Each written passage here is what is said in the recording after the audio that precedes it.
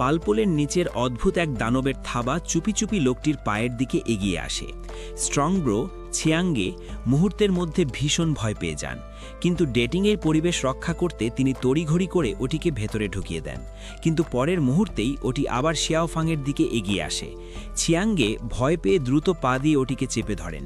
এরপর একটি অজুহাত দিয়ে তিনি শিয়াওফাংকে বিদায় করে দেন। দানবটিকে পুরোপুরি শেষ করতে ছিয়াঙ্গে কুড়াল দিয়ে ওটিকে টুকরো টুকরো করে ফেলেন। ভেবেছিলেন আলাদা আলাদা করে মাটি চাপা দিলেই আপদ বিদায় হবে, কিন্তু সেই রাতেই তিনি দেখলেন একটি কুকুর দানবটিকে খুঁড়ে বের করে এনেছে। তিনি তাড়া করতে চাইলেও কুকুরটি খরগোশের চেয়েও দ্রুত পালিয়ে যায়। তিনি জানতেন না যে বিপদ মাত্র শুরু হয়েছে। অসহায় ছিয়াঙ্গে বাড়ি ফিরে দেখলেন দানবটি অদ্ভুতভাবে তার ছেলের পিঠের ওপর চড়ে আছে। তিনি দ্রুত সেটির পিছু নিলেন। দেখলেন দানবটি ছেলেকে নিয়ে ফায়ারপ্লেসের ভেতর ঢুকে গেল, তারপর একটি অন্ধকার গর্তের ভেতরে হারিয়ে যায়। ছেলেকে বাঁচানোর আকুলতায় তিনি কোনো কিছু না ভেবেই সেফটি রোপ বেঁধে নিচে লাফিয়ে পড়লেন।